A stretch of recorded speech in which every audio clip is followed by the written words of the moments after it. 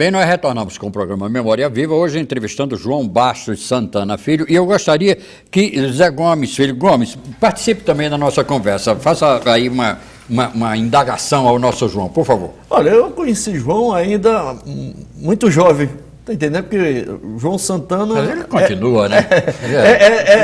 Era exatamente um comerciante e, além de tudo, um alecrinense. Era quem trazia o alecrim nas costas, né? Todo mundo conhecia. E foi daí que nossa amizade começou há bastante tempo. E depois, mais pelo lado musical, como produtor, que eu tenho minhas músicas, ele aqui acolá dá orientação e etc. Certo. E também pelo lado comercial das Cestas São Cristóvão. Agora, um detalhe que me chamou a atenção é que, quando ele era muito amigo de Valdir Soriano, e uma das últimas vezes, aliás, a última vez que o Valdir esteve aqui em Natal, estava na casa dele, eu estava lá com o Valdir e ele, mas Valdir disse que eu não sou cachorro não, começou aqui em Natal por conta de João Santana. É verdade, eu tenho muita amizade, eu era o procurador de Valdir, né? Eu era o procurador e orientador financeiro dele. Certo. Né? E aí, Carlos Alberto, senador, isso. Né? Não pôde buscar ele no aeroporto e eu fui buscá-lo.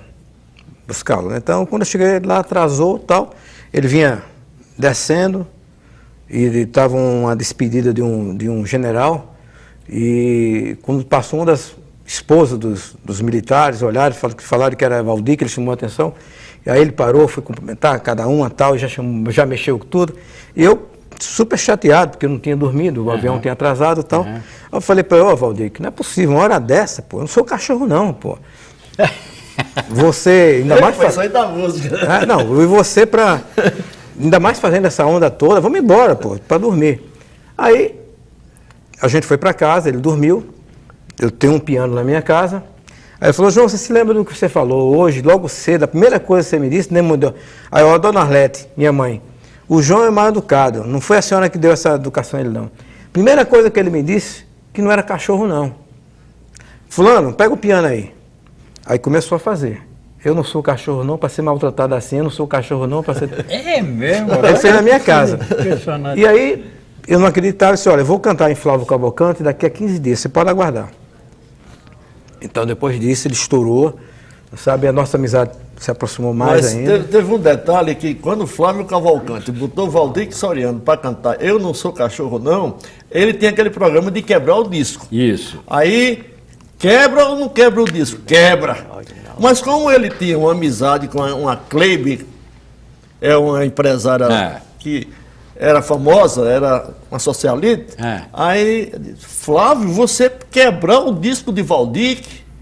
Aí, quando foi no domingo seguinte, Flávio traz a Orquestra Sinfônica do Rio de Janeiro e Valdir volta a cantar Eu Não Sou Cachorro Não.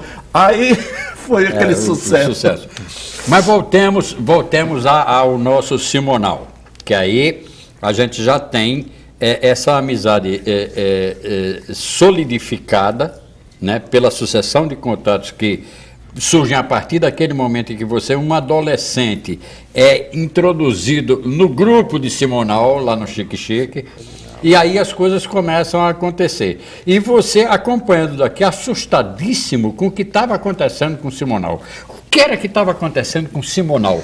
Para o público jovem que não está entendendo talvez muito bem o teor dessa nossa conversa. Mas antes de falar de Simonal, esse detalhe, é bom dizer para os nossos amigos que estão nos assistindo que o artista é uma pessoa comum como outra qualquer. Tem problemas familiar, não é? Todo sentido. E ele na minha casa desabafava, ele ficava, Valdir, que dizem que quem mandava lá na minha casa era ele. Porque ele tinha muita intimidade. Lá tinha uma suíte para cada artista, meu amigo, que chegava, ficava lá. Sei, né? sei. E teve uma oportunidade que estava lá Valdir, Vando, Luiz Américo, Zeca no trombone, o próprio Simonal. E quem mandava tudo era Valdir. Valdir que era que mandava e todo mundo fazia referência a ele. Então, esse é o motivo maior que os artistas se aproximavam de mim, porque a gente tinha uma amizade pessoal, não era mais artístico, não. Entende? Esse detalhe é engraçado, porque como é muito forte a presença de Simonal na tua vida, João, as pessoas não se davam conta disso, ou você talvez nunca tivesse enfatizado muito, quer dizer, essa ligação tão forte que existiu entre você e Valdir Soriano. Não só com o Valdir, mas Luiz Américo. Luiz Américo hoje é um cantor, ele parou de cantar e é um grande empresário. Eu não deixo de ir um ano para a casa de Luiz Américo, aonde a gente se encontra, a finada Hebe, Hortência, Robinho, Neymar, o Rei, e ele me trata como uma pessoa ligada a ele. Exatamente. Entende? Exatamente. Não é snob, porque ele pode fazer, ele me dá um segurança para mim andar no Guarujá e me dá um Mercedes. E ele disse que me deve muito a mim. A carreira dele, também pela orientação, pela maneira de a gente trabalhar, que eu trabalhei muito tempo. Mas, João, isso é fácil de entender, quer dizer, o tipo de pessoa que você é e o puro e simples fato de você colocá-los na sua casa, com uma suíte à disposição de cada um, etc. Dava a dimensão. Não, mas tinha um lado comercial, Sim, mas tinha um lado de amizade. É isso que eu estou querendo dizer. Então, esses artistas, eu não vou falar mais hoje, mas Jorge Ben, não vou falar mais nele, porque já está em outro patamar, tem outra aproximação com as pessoas, não é? Perfeito. Mas o que eu quero dizer é o seguinte, que Valdir, ele chegava em Natal, sem fazer show, ficava na minha casa, e era nos lugares mais simples possível em Natal. Então. Não é? Até Valdir chegava em Neópolis e ia para casa da velha Chica. Era uma senhora que ele tinha o maior respeito. Entendeu? Tem o maior respeito. Até a velha Chica era mãe de Djalma da água mineral cristalina. Então Valdir que tem esse negócio de quê? De ser gente. Outro também, Altemar Dutra. Ele vinha para Natal, ficava na minha casa, mas ele tinha que ir na praia levar um LP para o barraqueiro que vendia frutas. Ah, é? Então, esse lado tem lado de pessoas, tem um lado humano também, claro, que ele vê, e tem um lado... É claro. E essa espontaneidade que você mantinha para não era só com o Valdir, que não era só com o Simonal. Até para a gente não ficar sempre sem Valdir, que teve uma cantora, que eu vou falar o nome, chamada Maria Alcina, que ela chegou na minha casa, história, né, que a gente conta, né? Claro. Fui pegar ela no aeroporto e ela disse, chegou para minha mulher e disse, a toalha, me dá uma toalha, estou precisando de uma toalha. Aí Maria ficou olhando assim, né? Aí foi dar a toalha. Então ela não teve uma humildade. Eu levei ela para minha casa, porque ela estava passando uma dificuldade muito grande.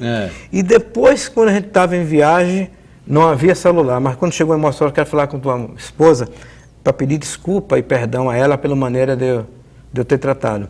Entende? Então, ela sentiu? Ela sentiu naquela hora. Então, esse lado todo, eu tinha um lado comercial. Claro. Que eu era empresário e precisava ganhar dinheiro. Claro. Mas tinha um lado mais humano. A coisa do relacionamento. Eu peguei Maria Alcina, que como a gente está falando na parte de cultura, ela tinha um empresário que nunca assistiu um show dela. Vendia ela. É mesmo? E esse empresário deu um desfalque na vida dela, que acabou a vida dela completamente. Um cidadão lá em São Paulo. Então, foi na hora que o braço amigo chegou. Então, começamos a fazer um show, o primeiro show da vida dela, depois que esse empresário deu um calote nela. Quer falar em calote? Há pouco tempo, o Chico César recebeu também um, né? Sempre os artistas, até agora, nos momentos atuais, nos anos 2012, Mas recebeu um aqui no Rio Grande do Norte? Não, no Brasil, Brasil, né? Então, tinha aqui no Rio Grande do Norte também, os calotes aconteceram. Mas aqui, quando eu falo calote, é porque a maioria dos artistas entrega cegamente a um profissional para tomar conta. Profissional nem sempre confiável. Nem sempre confiável. Então, quer dizer, tem muito artista, tanto no meio de cantores, como atores, que se dedica... Futebol também, né? Futebol também tem. Pois não, Everaldo, por favor. Seguinte, eu conheço o João há muitos anos, ele tem muita facilidade de manter contato com grandes cantores brasileiros. Trouxe Simonal foi o primeiro, depois teve Aguinaldo Timóteo, Peri Ribeiro, teve esse lá de Santos, como é o Luiz Américo. Por que você não se dedicou que é uma atividade muito rentável, acho que mais do que o próprio comércio. Porque você preferiu continuar com o comércio que herdou do seu pai, em vez de ser um empresário nacional? Você foi muito feliz em fazer essa pergunta. Olha que eu acho que é muito bom que faz uma colocação dessa. Jornalista talentoso que ele é, né?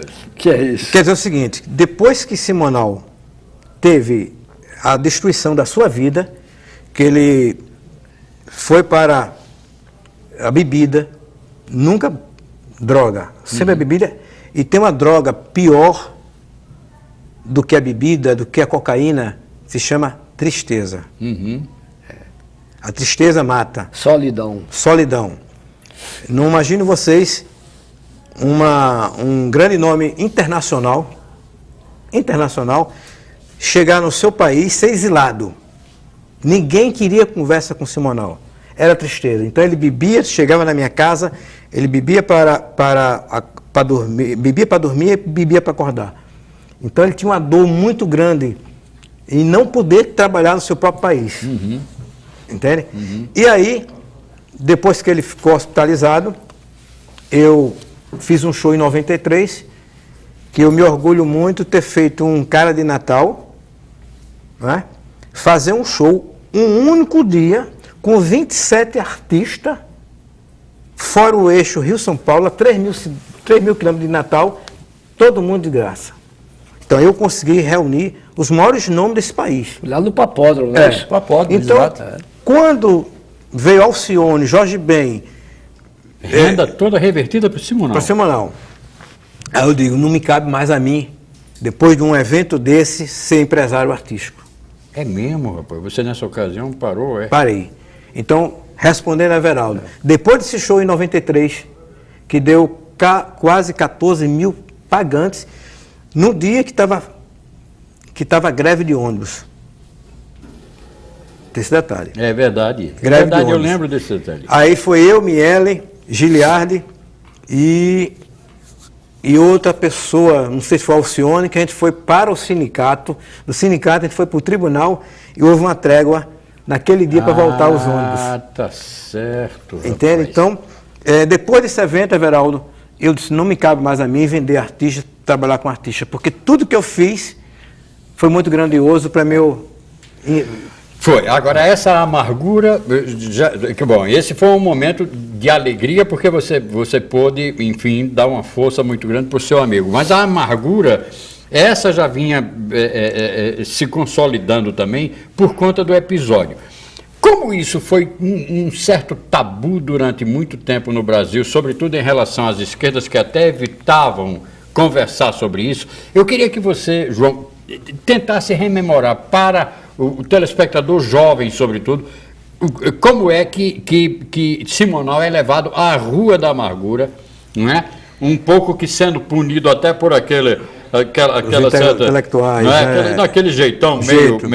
Como diz... Como é que chamava a maneira que ele... Era boçal, pernóstico. Exatamente. E negro, né? E negro. Negro, por favor. É muito importante que a gente fale que no Brasil é um país racista, ainda continua racista em 2012, racista, e você vê um negro bonito, quase 2 metros de altura, andando de quê? De Mercedes, Camaro, morar no Morumbi, e de repente, pelo um erro de pensamento, ele viajou para o México. Isso é bom relatar. Ele viajou para o México. Quando ele voltou para o México, a empresa dele estava falida. O que ele fez? Ele teve a infelicidade de contratar um policial. E esse cara, que hoje ainda está vivo, era do DOPS. Tá? E disse, Simonal, vamos pegar esse teu contador e vamos dar uma prensa nele para que ele possa descobrir quem foi que deu o desfalque. O contador era totalmente inocente. Quer dizer, o cara era do DOPS. Simonal contratou um policial dele. Né? E o cara era do DOPS. Só que o cara teve uma infelicidade muito grande. Pegou o carro de Simonal, o motorista de Simonal, e foi pegar o contador na casa dele pegou o contador, trouxe para o escritório de Simonal e começou a investigar, a fazer perguntas. Como o cara não quis responder, ele disse, vou ter que dar umas porradas nesse cara. Não podia dar porrada, por quê? Porque era no escritório, na Princesa Isabel, lá no Rio, ia chamar a atenção. O que o cara fez? Levou para o DOPS. Chegou no DOPS, deu umas porradas no cara. Simonal não estava. Quando ele viu que fez uma besteira, mandou o cara embora. Nesse intervalo, já estava passando várias horas, mais de 12 horas. Quando o cara chega em casa... Família apavorada, sem saber onde é que o cara estava. Vê o cara... esbudegado. Todo machucado. O que o cara fez? Foi na Polícia Civil da parte Simonal. Pô, o cara era do DOPS. Como é que você toma uma atitude? O cara disse, não, o que o cara inventou na hora. Não, o cara era terrorista. Simonal me disse que ele era terrorista. Por isso que eu trouxe para o DOPS. E o cara não revelou a verdade. Porque quem roubou Simonal não foi o contador. Eu defendo o contador em todos os motivos. Quando o Simonal achava que jamais ia ocorrer alguma coisa com ele, que ele dizia que era o Wilson Simonal... Ele era levemente arrogante, né? Ele tinha consciência do talento que tinha. E aí o que aconteceu? Ele foi intimado para depor sobre aquela situação e o agente do DOPS tirou o corpo fora. Não, Simonal me falou que ele era terrorista. Quer dizer, deixou Simonal uma situação difícil, porque ele falou, se ele falasse a verdade, talvez... O que aconteceu? A imprensa tomou conhecimento que Simonal fazia parte do sistema. E aí começou várias pessoas, né, que começou a querer acabar a vida do Simonal. Simonal foi intimado, não levou advogado, já achando que ia resolver aquela situação. Quando ele viu a situação difícil, procurou os advogados. Ulisses Guimarães, que foi uma das pessoas que foi defender Simonal, e outras pessoas. E quando chegou todo mundo defendendo Simonal, aquela esquerda festiva falou, ó, Simonal faz parte dos homens. Faz parte do sistema. E a partir dali, a desgraça começou a acontecer em Simonal. Ô, João. E foi... Everaldo, deixa eu só fazer uma observação, aqui estão me pedindo também um intervalo, a gente retoma exatamente essa conversa e você abre o terceiro bloco. Daqui a pouco nós retornamos.